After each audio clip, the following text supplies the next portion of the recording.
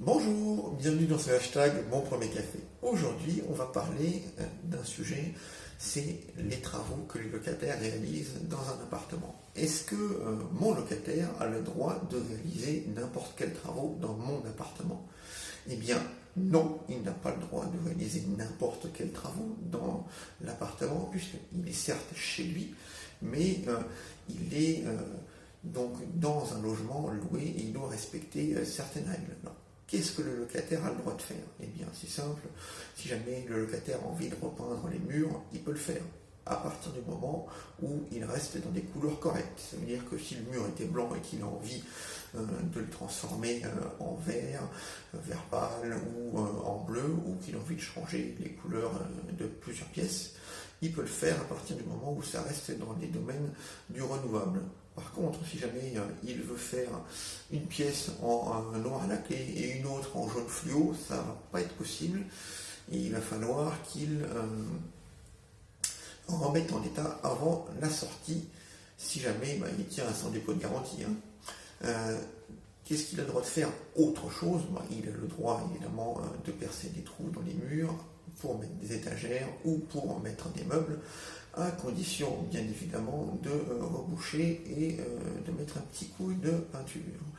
Donc il a le droit évidemment de poser un revêtement de sol neuf, c'est-à-dire qu'il a le droit de poser une moquette, un parquet, du lino. Il a le droit également d'installer des meubles, c'est-à-dire que s'il a envie de transformer la cuisine qu'il occupe en cuisine équipée, qu'il a envie de rajouter toute une batterie de meubles, il peut le faire. Il y a deux cas. Dans ce cas-là, soit il récupère les meubles et il s'en va avec, soit il a négocié avec le propriétaire pour avoir financement, et dans ce cas-là, il laisse les meubles au propriétaire. Et dans le deuxième cas, je conseille à tout le monde de garder des écrits, c'est-à-dire des courriers, car si jamais il y a un litige, au moins on a des preuves, parce qu'évidemment, comme on dit, les écrits restent et les paroles s'envolent. Qu'est-ce que le locataire n'a pas le droit de faire? Eh bien, le locataire n'a pas le droit de faire tout ce qui est dit travaux de structure. Ça veut dire qu'il n'a pas le droit de percer un mur, une ouverture dans un mur, d'abattre une cloison, de changer la disposition d'une pièce, c'est-à-dire de transformer par exemple une grande chambre en deux petites chambres. Il n'a pas le droit d'installer de cloisons fixes, c'est-à-dire qu'il ne peut pas mettre des cloisons.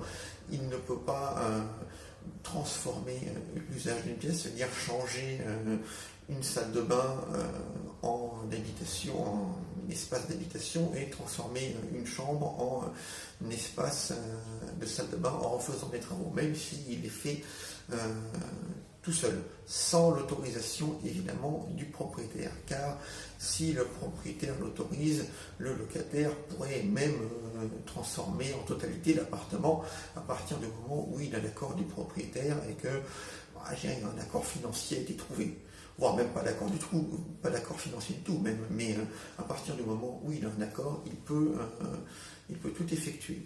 Mais il faut un accord écrit. Car s'il n'y a pas d'accord écrit, il y a sanction. Quelle est la sanction? C'est-à-dire, déjà, la perte du dépôt de garantie, et deux, une demande de remise en état. Et évidemment, si le locataire ne s'exécute pas, eh bien, il y aura une procédure en cours qui passera devant un tribunal pour ordonner au locataire de remettre à ses frais, évidemment, l'appartement dans l'état dans lequel il l'a trouvé. Voilà, bonne journée à tous.